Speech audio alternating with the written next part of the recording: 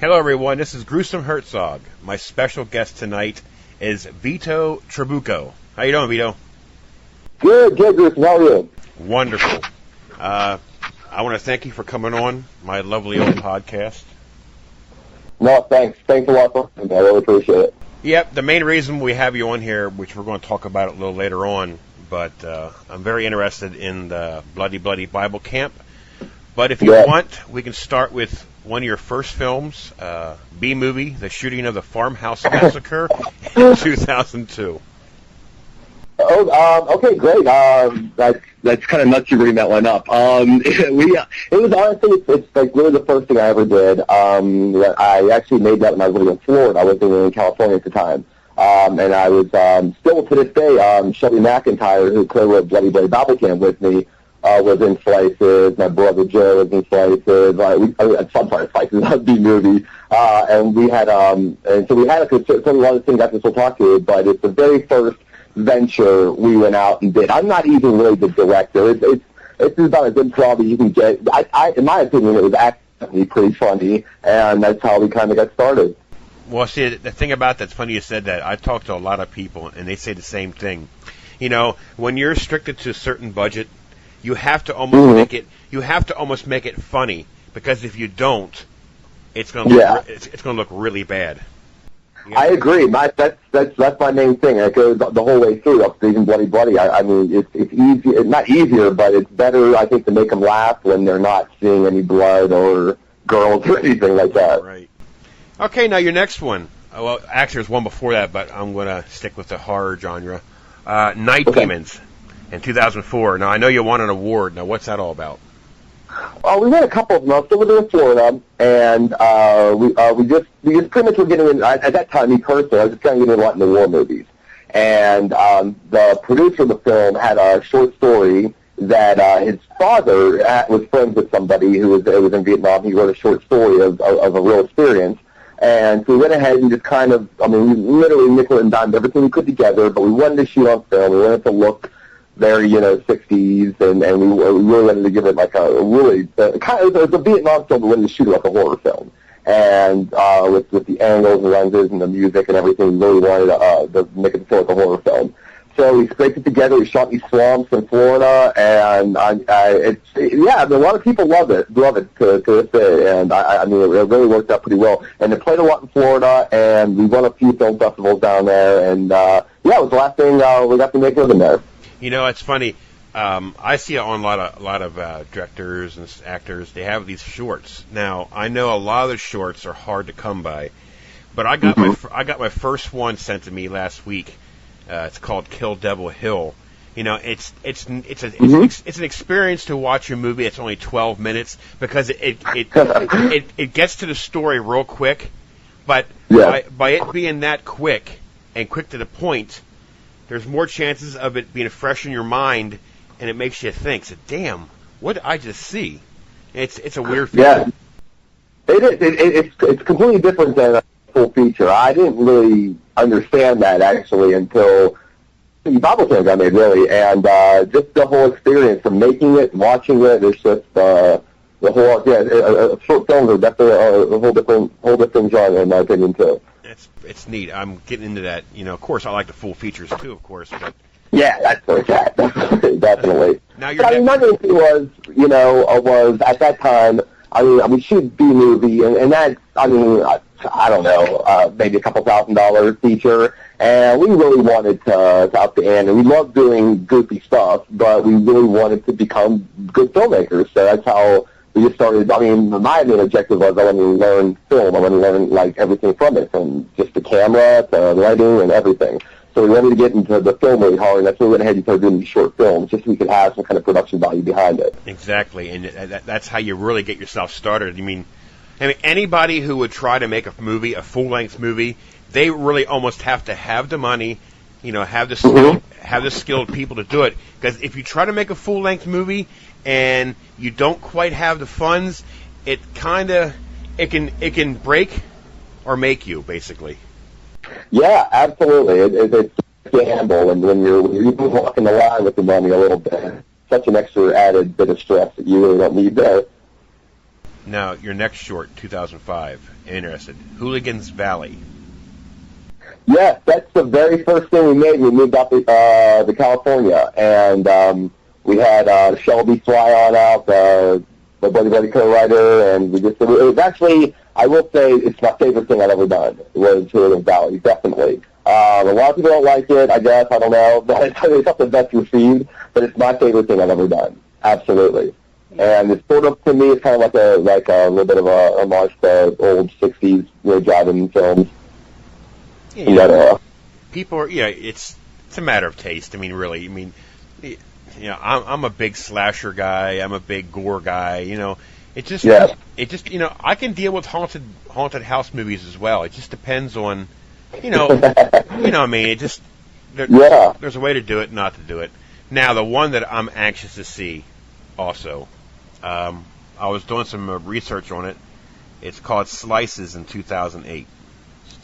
Well, yeah, Slices is, it was just it's one of the funnest times I think I've ever had doing it. And what happened was, at that time, me and a couple of the guys that were all involved in Slices were involved in a previous project that we just ended up not really going through with. And I really wanted to really get something done when you shoot anything. But I knew I had no money. And we actually walked away from a film that actually had money. But I'm broke as hell. We have no money to make a movie again. And we're just like, we still have to, do something together. We really had a nice little group of guys that we did it with. And so everyone was we just wanted to do a little anthology film. And everyone kind of just takes control of their own segment and then put it together from there. So, it was one of the best times, getting to work on everybody's short in a sense, everything's short.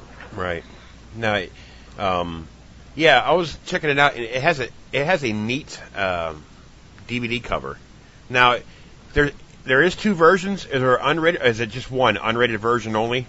Is that how that works? As far as it's out there, yes. It's the only one that can be bought. The unrated one, yes. Okay. Well, I don't want to hold up anymore. This is what I'm really interested in. I know it's going to be delayed for a little while now, but I've been. I'm on the fan page of yours. I keep track. But Bloody Bible Camp. Talk to me. Yeah. It's not too late. Like I said, we're looking at an April premiere. I really can't say where we're going to play it yet, but that's the month and that we're looking for is April of this upcoming year. So that's what we're aiming for. But yeah, it's I don't know. We're really excited about it. We're real pumped. It really turned out good. It was a really low budget film, and we're still paying for it in a sense. And but it just really fell into place well. And even when things could have gone wrong, they ended up just working out better than they were originally planned. And there is a nice cast. I'm going to save you know who for last. Okay. I hope he listens to this because I'm going to give him an earful. But you posted on Facebook, I don't know, about a week ago or so, and I guess people are wondering why you casted Ron Jeremy as Jesus. Honestly, that couldn't be a better person for a horror movie to pick. An interesting story with that though is this movie was written back in 2003, right after we got done completing the movie. Shelby and I just really had the same sense of humor on goofy movies, and so we wrote that together pretty quickly. So we've been trying to make it for a long time. So when we wanted to make our Jesus, the whole time I wanted to get Paul Rubens, Pee Wee Herman. Okay. And that was always my Jesus in my mind. And, my luck, he just blows up as soon as we go into pre-production. And it just so happens that Shelby recently became friends with Ron, and Ron's name just popped in my mind. I was like, you got to ask Ron if he'll do it. And he said yes, and it's one of the best castings that at least I think I've ever done. Well, the next person you have is a veteran of the horror genre, and I met him at the Horror Find in Gettysburg last month, but he's also a writer. Oh, okay. He's also a writer, correct? Reggie Bannister? Yes. Reggie actually, Shelby and I wrote the script, and then whenever we started collaborating with the Bannisters, he really started just taking, this is what we wanted. We wanted everyone to kind of take ownership of the character and do different things with it. And Reggie just took over his Father Cummings character and just started doing a lot of rewrites. And we probably went back and forth. We did 6 or 7 times. So it was a really good experience doing it with him, though. I mean, that was the kind of stuff that you always remember. It was really cool. It was very cool. And your next actress, Betty, who I think is phenomenal actress, Alyssa Dowling. Good choice. Yeah. She got, I didn't know Alyssa. She was suggested to me by Jeff Dylan Graham and Marcus Cook, the special effects artist. And I've never met her, and we just talked on the phone like one time, but we really got along. She was really funny, and that was the main thing. That was how I wanted to cast it. You gotta love what we're doing. The title kind of says it all, but you gotta be funny. My 2 big things I wanted everyone to be funny, and I wanted the women, even though I wanted the women all to be like natural looking. Even though we were trying to do the 80s thing, and I could have went for the whole blonde bimbo everywhere in it, but I wanted every girl to be attractive and sexy, but not to have a super fake look and just have, even though personally I have no problem with that. Right. But just with the movie itself, I kind of wanted to keep that kind of look, and I just loved all the girls' looks, and they all had a really crazy sense of humor. Every one of them did, and she came up with so much stuff on the spot, and it was really funny. She was really funny.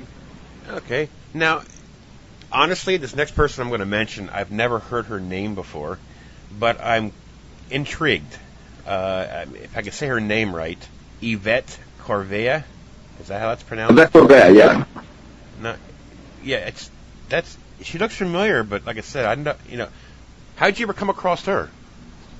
Shelby suggested her after he watched a movie she just did called Run Bitch Run. And wait. Oh, I'm an idiot. That's where I know. I saw that. Oh, God.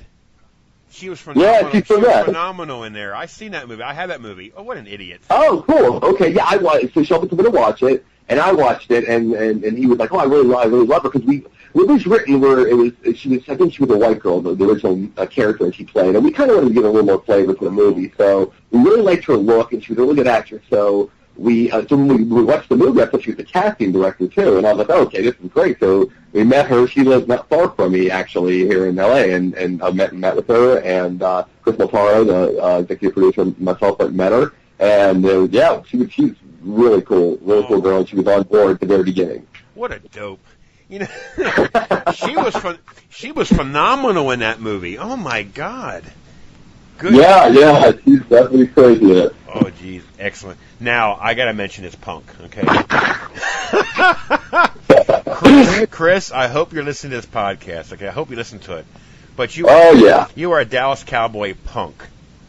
We saw him yesterday, and he's talking about it. Chris Stavisky, Mr. Skunk in the movie. Funny story about Chris. On Facebook, he was jabbing you about the Steelers. Now, as you know, you're a Steeler fan, and I'm a diehard Steeler fan. Yeah. And you know me. I started attacking him, not attacking him, but having some fun with him. And I said, hey, if you got the balls, give me a call. All right, well, last Thursday I was at work, I was on lunch, and damn it if he didn't call me. Chris is a cool dude. He is so cool. Yeah. As a matter of fact... Yeah, he definitely is. As a matter of fact, he's coming on tomorrow night. We're going to have an interview with him, but that's going to be fun. Now, he said to me... you got to get him. You got to get him tomorrow night, then. He said to me, don't be surprised if I start bashing your Steelers on the podcast. I said, Chris, you forget one thing. I can edit what you say. He was quiet there. I don't care. It's all in fun, but he's a cool dude. I can't wait to talk to him. Yeah, he's very cool, and he actually meeting him was very weird how it worked out. He was just there working on the film. He was suggested to us by the Bannisters, and he came on and worked. And we had an actor that didn't show up for Skunk, and I'm banging my head around. I'm like, oh my God, what am I going to do? What am I going to do? And I'm just looking around, and I was like, hey, do you want to try this? And he just. As soon as he did, he never read the script until that day he had referred to his first thing with Skunk. So I'm a little freaked out, nervous, and we give it to him. He's looking at it, he's laughing. He's like, yeah, I can do this. And we didn't really know. And Reggie comes up to me, and he was like, Chris is a really good actress. I think you're going to be surprised. And I was like, cool. I didn't know. I was just, fingers crossed. and he came on and did his first take, and everybody, even the guys he was acting with Reggie, David Hayes, everybody that was in that scene with him, everyone's laughing. He was just completely insane. And when I'm talking to him, hanging out, he was nothing like that. He was nothing like this at all. He was this normal guy. And the second he started acting, I've never seen it. I had no idea it was coming, but he was definitely out of nowhere. Just stepped on day of the shoot, and I've been good friends with Chris since then. That's awesome. I know. You tell you what, he is so cool. He's neat to talk to because he's really intelligent and he knows his football. I texted him yesterday. I said, "Hey man," I said, "Sorry, dude, but that was a bad loss by Dallas yesterday." He goes, "I know." He had a signing yesterday for one of his movies coming out or wherever it was. He goes, "I'm going to watch it later on." I said, "Dude, prepare yourself." I couldn't help myself. Yeah. I could have asked him, but I didn't. Yeah, there's some dark times the Cowboys are going to be going into soon. Yep. So, going downhill. Well, because you know what? Well, we're going to do after Bloody Light Battle Camp. Well, now we have to get it done. We're working on April as far as our release date. Mm-hmm. So we actually, Christopher Maltaro and myself, we actually just got done producing another comedy exploitation horror for another guy named Lance Poland called Crack Horror, and it's just another far out goofy movie. And so Chris and I just got done producing that with Lance, and we're actually gearing up. Christopher Maltaro and myself are getting ready to film again this November, and I guess I should say next month on a new feature, and some of the same Bloody cast is going to be involved. Sweet. Now, is that going to be filmed in the California area? Yeah, usually we stay around California. Yeah. Yeah. You suck. Yeah, we have a thing that we're trying to get going that might be a little bit of traveling, but yeah, I usually like to stay somewhat local. Mm-hmm. You never know. Yep, you never know. Hey, you know what? I want to thank you for coming on. Thank you. Thank you. It was really cool. Very cool. Yeah, well. I can't wait to really listen to the other podcast too. Oh boy! Tell you what, you'll hear it. I go off. I hate the Baltimore Ravens with a passion. I cannot stand Joe Fluco. I call him Fluco because he's a fluke. He's a fluke. Yeah, no, absolutely. So I just did either of them die over there or something, but. Yeah, I can't wait to hear that. I got a new fan. Are you going to follow me? Absolutely. I'm definitely a fan of your Steeler podcast. But no, Griffin, thanks a lot for really appreciate it. And definitely plug Bloody Blade Battle Camp. But we actually think this is, we wouldn't actually be so behind it, but everyone, including Tim Sullivan and Reggie Bannister, and everyone's like just getting behind it because it's just like I said, it seemed like it actually worked. And now it's all about if we can just edit this correctly the best way we can, and we really push it out there. I think we might have a little gem in our hands. So I appreciate letting us come out here and talk about it. It's really cool. No problem. I came across somebody reviewing a movie the other day. Okay, now when you're like now that I'm talking to you, I feel partial to you. Now, what I mean is when I see your movies, okay? See, now, it's hard for me to deal with idiots who don't understand the movie business. If you got $30,000 to spend to make a movie, okay, it's not going to be extravagant because you don't have the money to do it. Okay, so you do the best that you can for the amount of money that you have to spend. And if you got some asshole who gives it a 0 out of 10, then you're a complete fucking idiot. Okay? You're an idiot. Because if you understand a movie business, you're not going to stand there and give a score 0 out of 10. Yeah, it's kind of boring. And, well, dude, obviously you have no clue about how to review a movie because you have to base your opinion on what was available for them to make the movie. That's what I have to say about it. And I'm pretty good with it too. I mean, it's whenever you have your diehards watch it, they can forgive anything. They just entertain them, and that's it. And you're going to have people who, if you really promote your movie good, and you do a great job promoting your movie, which is something that we get to learn for Slices. We really learn a lot about movie promotions, and getting it out there, when you start crossing the line a little bit, and a lot of people just start picking it up and buying it, then it's pretty much inevitable you're going to get a thrashing at times. That's the one great thing about Bloody Light Bible Camp. I think we kind of hit it right. Slices was a lot. It was a cheap movie, and I mean, some of it you can tell there's some people who kicked ass in it, right? And unfortunately, some didn't, and some of it can be shown and everything. So yeah, that's kind of how the reviews went for it too. A couple people would say really good things about it, and there were a few more that were a lot more harsh on it. So right. But people have to understand, if you want to get in the business of being a critic, then you really need to do your homework. I am no expert. I've only been doing this for 8 weeks. Okay, literally putting my stuff out there. I am no professional. I am no expert. But you have to have common sense. Seriously, right. Nothing. Understand, if there's a movie that I watch and the acting is completely bad, everybody, then maybe I will give it a 0. Or no, I don't give any zeros. Yeah, no, I know what you're saying. No, nothing's ever a 0. That's Bob. Right? Yeah, you get it done. That's what. I'll get a 1 or a 2. I won't go 0 because that's just disrespectful. It still takes an effort. But anyways, that's what I have to say about that. And it's a matter of someone's opinion. But I'm a diehard independent film guy. That's just the way it is. Yeah, definitely. You have to keep an open mind. It's and the thing is, I think even though most filmmakers act like that, and I kind of sometimes like getting a bashing a little bit, because it does keep you honest and it forces you to get better. If Slices would have came out with rave reviews and people would have bought it and all kinds of, then I would have got complacent. You'd lose any bit of hunger you have. You always want to outdo yourself. And after Bloody Bloody comes out, we're going to want to outdo that. Right. But that, sometimes I kind of like it. I like hearing it, but sometimes I don't.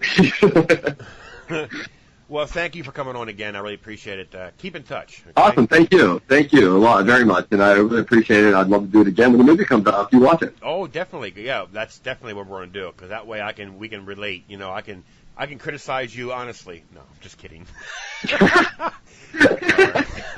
No, that's great.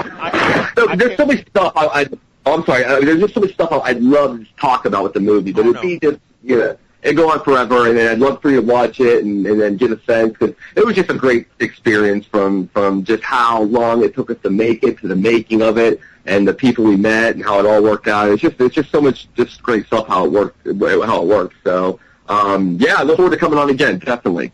Yeah, because when the movie is finished, obviously you're probably going to send me a screener or what, doesn't matter, so I can review it. But if you want, when the time comes, you can mention to some of the cast members if they're interested in coming on with you, like a two-way. Oh yeah, definitely. We'll have some people on. Picture you, Chris, and me at one time. Oh my God. Well, that could get ugly. That one could get ugly. Chris, if you hear this, I love you, brother. Okay, you're a Dallas Cowboy. We love you. We'll have to all get drunk while we're recording this one. Yeah, there we go. Something. All right, buddy. Thanks a lot for coming on. All right, Chris. Thank you so much, and I will definitely talk with you soon. All right, take care, buddy. All right, you too. See you there. Bye. Bye.